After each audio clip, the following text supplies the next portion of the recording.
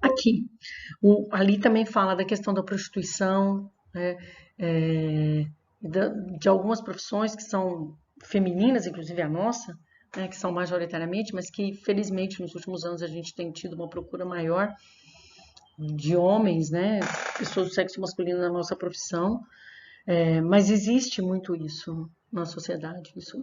Então a gente chama de violência social, porque todos acham normal, mas que se a mulher está em situação inferior, ela está prejudicada, está causando algum dano a ela, não é normal. A violência institucional, que é exercida pelos próprios serviços públicos por ação ou omissão, ou por falta de acesso ao serviço de boa qualidade, por abusos cometidos em virtude de relações de poder, da desigualdade entre o usuário e o profissional da instituição.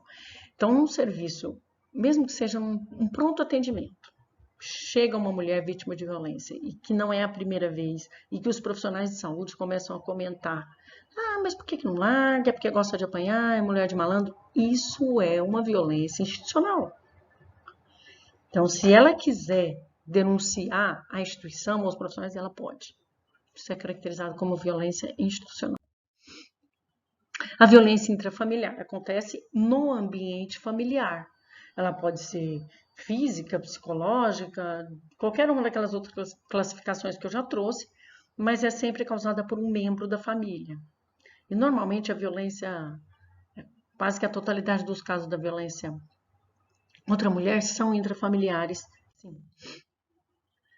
E aí vamos pensar, nós temos uma linha de cuidado de atenção integral à saúde da pessoa em situação de violência, que foi implantada aqui no estado de São Paulo, mas nós temos também as políticas de saúde da mulher e políticas de atenção à pessoa vítima de violência, nacionais também, e é muito importante, o papel do enfermeiro é fundamental, porque como enfermeiro ele tem um contato maior, seja na unidade básica de saúde, seja no acolhimento, no pronto atendimento, no cuidado direto prestado à mulher, então a gente consegue identificar os parâmetros de vulnerabilidade para a violência. Através disso, antecipar um evento mais grave que possa gerar sequelas, danos maiores ou até a morte na mulher. Então, e a formação de vínculo do enfermeiro, do profissional enfermeiro com essa mulher é muito importante também. Então, quais são esses parâmetros de identificação de vulnerabilidade que nós, enfermeiros, precisamos observar, né? A busca de ajuda por traumas, mulheres que buscam ajuda frequentemente por traumas, né, por lesões em cabeça, tronco, mamas. Cai no banheiro. Cai no banheiro e bate. Ela cai no banheiro toda semana. Ou a cada 15 dias ela cai no banheiro. Aí, aquelas explicações, aqueles ferimentos que são característicos de violência e que não são tidos, não são relatados como violência pela mulher. Explicações inconsistentes, são histórias mais descabidas para explicar aquela violência. E normalmente elas demoram entre a ocorrência da lesão e a busca pelo atendimento, porque normalmente quando acontece, está exacerbado e vão perceber que aquilo que foi causada por violência. Então ela demora um tempo e aí se realmente aquilo está causando dor, está causando dano para o cotidiano dela, aí que ela vai procurar. Mulheres grávidas que tem marca de lesão em mamas, em abdômen, na genitália, explicações inespecíficas, desnutrição, até quadros depressivos durante a gestação. Isso tudo pode ser causado por violência também durante a gestação. Aborto, baixo peso ao nascer. Então, também pode ser indicativo, né? Sintomas emocionais como depressão, ideia de suicídio, sintoma de ansiedade, distúrbio de sono, ataque de pânico, tudo isso é característico, sim, são fatores preditivos ou indicativos de que a mulher pode estar sofrendo violência. Não quer dizer que toda mulher depressiva sofra violência, toda mulher que tem episódio de ansiedade sofra violência, não quer dizer isso. Mas que tudo isso junto com outros fatores a gente pode sim indicar. Abuso de droga. Então, ela pode usar droga ou usar bebida alcoólica para amenizar aquele sofrimento, dores crônicas que não tem origem de dor. Então, ela pode ter uma fibromialgia, sim, que é uma doença que tem origem não psicológica, mas que tem influência da saúde mental para ocorrência, dor pélvica crônica, cefaleia, enxaqueca, infecções vaginais por repetição, porque pode indicar o quê? Abuso sexual, né? Ou quando não é tratada, difícil controle das doenças crônicas, diabetes e hipertensão, por exemplo, tem influência direta do estado emocional. Então, quanto mais estressada, mais emocionalmente instável ou afetada a mulher se encontra, pior o seu quadro e os seus níveis glicêmicos e de hipertensão.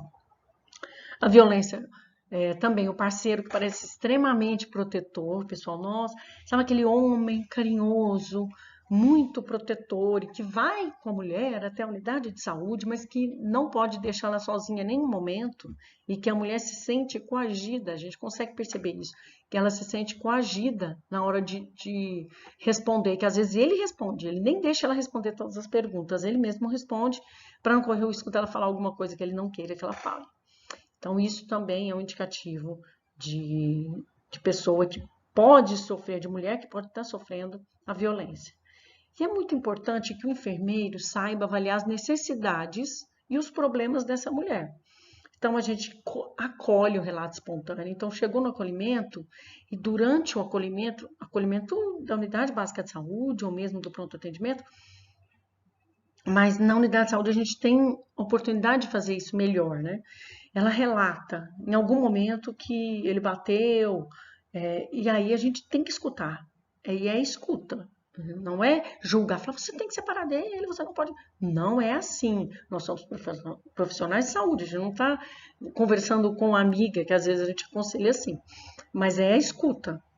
Então você escuta tudo que ela vem para te trazer, sem julgamento, sem recriminações, e à medida que você escuta, você coloca as alternativas da rede, as alternativas legais que ela tem, para que ela possa buscar. Então, ela vai ter a condição de escolher o que ela quer, mas você apresentou para ela e escutou o relato. E aí, com isso, você vai criando vínculo. Então, cada escuta, cada relato que ela traz, que você escuta e não a recrimina, mas você coloca à frente dela os riscos que ela está exposta e quais as proteções que ela tem, institucionais. Então, isso a gente deve fazer como enfermeiro. Valorizar todos os fatos e relatos, tudo. Ataque a ente querido, objetos pessoais, animais de estimação, restrição de liberdade, discussão frequente. Então, assim, ele não deixou. Por que você faltou na última consulta de pré-natal? Porque meu marido não deixou eu vir. Como? Sabe? Então, isso é indicativo. Então, é estranho, não é? Valorizar as falas. Então, por exemplo, relação sexual não consentida, submissão a práticas sexuais que são forçadas e que ela não concorda, por ameaça, agressão física. Então, tudo isso envolve, sim, o atendimento, a escuta e a identificação dos agravos, dos riscos que essa mulher está exposta. Então, perguntar quando a gente tem suspeita. Você já foi agredida por alguém da sua família? Já sentiu ou sente medo de alguém? Alguma vez você teve relação sexual forçada contra a sua vontade? Seu marido ou parceiro deseja fazer sexo mais frequentemente do que você deseja? Você tem relação sexual somente quando quer? Então, são coisas simples que às vezes a mulher não percebe. Então, mas durante uma consulta de enfermagem, durante a anamnese para consulta ginecológica, a gente pode abordar essas questões quando fala da atividade sexual da mulher. E principalmente se a gente já tem algum outro indicativo, a gente pode utilizar esse momento da consulta para identificar outros parâmetros de vulnerabilidade e assim poder aconselhar melhor essa mulher. Tá? Existem diversas ações e unidades de saúde que são voltadas a isso, ao empoderamento das mulheres.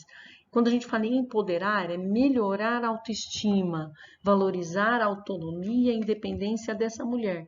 Sabe? É criar grupos, né? E trazer instituições, ONGs, que fortaleçam e que apresentem para a mulher essas alternativas de falar, ó, você realmente pode, você é capaz.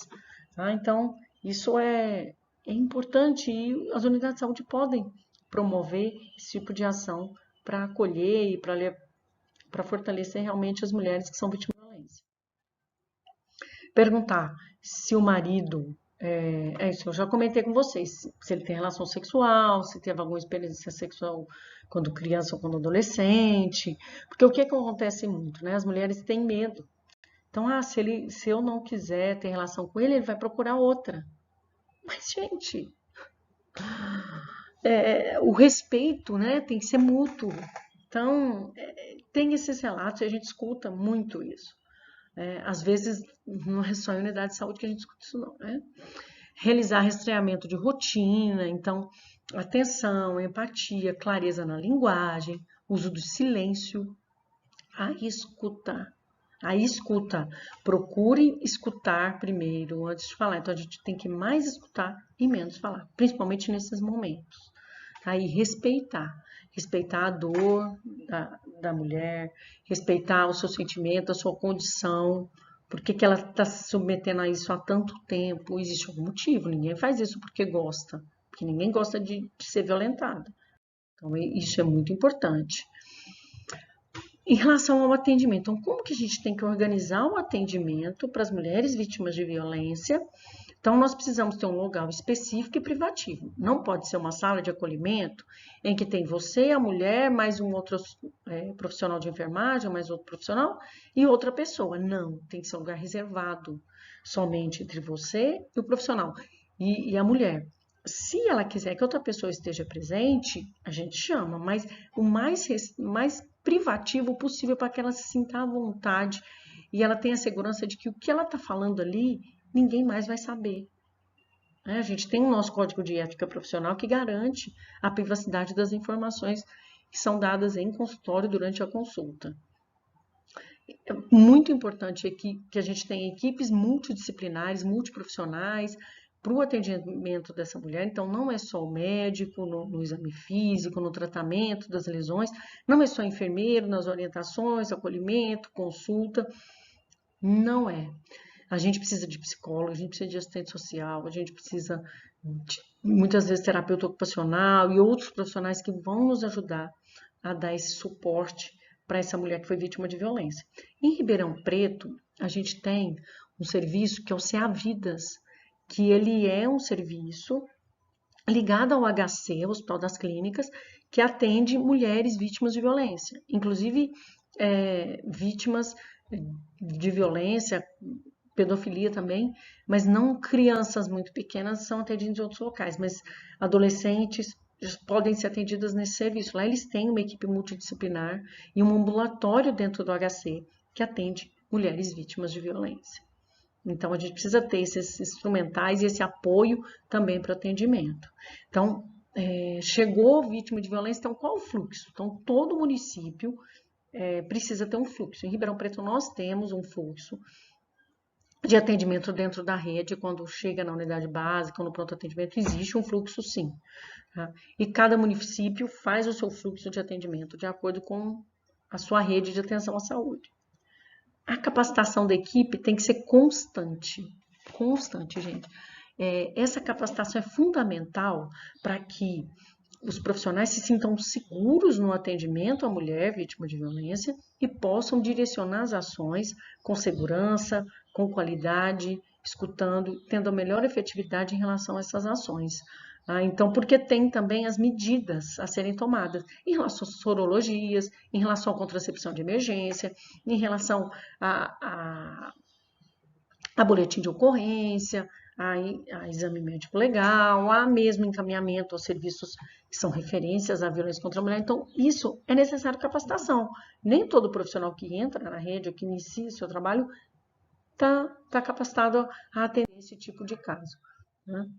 Os dados, nós temos subnotificação, infelizmente a subnotificação é presente nos casos de violência contra a mulher, só que nós temos uma alternativa. Então, por quê? Porque ela tem medo de fazer BO, o homem ser chamado e depois ele bater mais, ou morrer e colocar ela para fora de casa com os filhos, ela não tem para onde ir. Então, tem toda essa situação que é social, econômica, que a gente sabe. Mas existe uma outra notificação, que ela é epidemiológica. Então, que ela não vai gerar um boletim de ocorrência e nenhuma denúncia contra o violentador. Mas é uma notificação epidemiológica importante, que a gente não subnotifica, e que, se abrir um processo, aquela ficha pode ser utilizada. Então, dentro do sistema de informação de agravo de notificação, que é o SINAM, a gente tem uma de violência. Então, ali a gente pode notificar e deixar claro para ela que aquilo é uma notificação epidemiológica que vai ficar no prontuário e os dados vão alimentar um sistema nacional e que ela não será acionada, nem o parceiro, mas que aquilo é importante para que se criem ações e serviços de ajuda e apoio à mulher. Então, é uma forma de convencer, porque elas têm receio, sim, em relação a isso. É importante a rede integrada, como eu já comentei anteriormente, e esse apoio psicossocial é fundamental. Muitas vezes ela precisa muito mais desse apoio psicossocial do que apenas o apoio para as lesões, para o quadro físico, porque muitas vezes não é só físico, ou não é físico, é psicológico. É o relacionamento abusivo que a gente tem que ajudar a mulher a sair desse ciclo, desse quadro. Então, é escutar a história da mulher, as expectativas em relação à assistência, avaliar os riscos, identificar outros riscos, mapear potenciais e possíveis riscos que envolvam a mulher, se tem armas na casa, como que os filhos ficam sozinhos, se não, né? Se ela tem algum outro lugar para ir, que outras situações que a gente poderia, alternativas para a saúde dessa mulher, né? Situações que possam envolver abuso de álcool, uso e abuso de álcool. Infelizmente, então, uma estatística muito triste que aconteceu em decorrência dessa pandemia, que com o isolamento social, as pessoas estão mais em casa, convivendo num ambiente, entre quatro paredes dentro de uma casa, dentro de um apartamento, independente do tamanho que seja, mas é um convívio prolongado e frequente. Então, muitas vezes, casais que já estavam na iminência da violência chegaram a vias de fato. Então, aumentou a violência contra a mulher nesse período. É um dado muito triste, mas porque as pessoas conviveram mais em família. E aí, se já existia algum problema, estoura agora nesses momentos de ansiedade e de um convívio aumentado. Então, mapear esse suporte social da família, fornecer informações sobre o plano de segurança, sobre a sua proteção legal, então, quais os direitos que ela tem, e até pensar, então, se você largar dele, o que você pretende fazer se você se separar dele? Qual seria seu plano de vida? Muitas vezes ela tem um plano de vida. Eu quero montar um salão, eu sou cabeleireira, eu faço isso muito bem, então eu tenho vontade de trabalhar. Então, assim, é estimular e dar força para ela se empoderar mesmo e ter autonomia e a força para conseguir sair daquilo. A abordagem clínico-preventiva, ela sempre pensar na clínica, nos achados clínicos e na prevenção, para que não piore, ela não tenha maiores prejuízos na sua saúde e na sua vida. Então, fluxo de atendimento, identificar aqueles parâmetros de vulnerabilidade são muito importantes. Né? Então, sempre levar em condição a situação da mulher para ela chegar no serviço, se ela é poliqueixosa, se ela tem lesões recorrentes, todos os parâmetros de vulnerabilidade que eu já falei. Tá? Então, a primeira entrevista ciente de que ela é vítima de violência, o objetivo é o quê? Investigar e levantar dados da história, do suporte que ela tem, do que acontece, ênfase nas situações da violência. Mas essa coleta de dados é importante para que depois a gente possa colaborar ou ajudar essa mulher a direcionar e a buscar alternativas para a sua vida. O exame físico e ginecológico são fundamentais, gente. Então, não é um exame do IML, né? De corpo de delito, mas a nossa avaliação, que é a avaliação no serviço, no dia que ela chegou vítima de violência, pode agregar a uma outra vez que depois ela vai passar, ou mais agrega. Então, tem que ser detalhado, tem que ser preciso, tem que ser bem feito. E tem que pedir sorologias. né? Então, é muito importante sorologia, cultura de secreção vaginal, cultura de secreção anal. Então, todos os exames que estiverem disponíveis no serviço para identificação de agravos devem ser utilizados. E se por acaso ela foi vítima de violência sexual e não conhece o parceiro, então ela tem que fazer toda a profilaxia para essa exposição. Então, a pílula do dia seguinte, faz a sorologia, mas ela vai começar a fazer uso de antirretroviral para proteger a infecção contra a infecção do HIV e tudo assim por diante. Então, é fundamental que a gente tenha um fluxo, um protocolo de atendimento e siga esse protocolo da forma que foi falado, com privacidade, com cuidado, para que a mulher se sinta mais segura e tenha a sua privacidade preservada. Então, a parte educativa, então, é educar e orientar, né, sobre os seus direitos, sobre a importância de manter vínculos afetivos saudáveis, de se fortalecer, de manter a sua autoestima e se fortalecer como mulher e como cidadã, que tem direitos também. Então, é fundamental, gente, que o enfermeiro esteja na frente ou na linha de frente diante desse problema da violência contra a mulher. É sim um profissional chave nesse atendimento, é quem forma vínculo, normalmente é quem escuta, não que os outros profissionais não escutem, mas faz parte do nosso trabalho o cuidado, e dentro do cuidado é a escuta e a preocupação com o outro.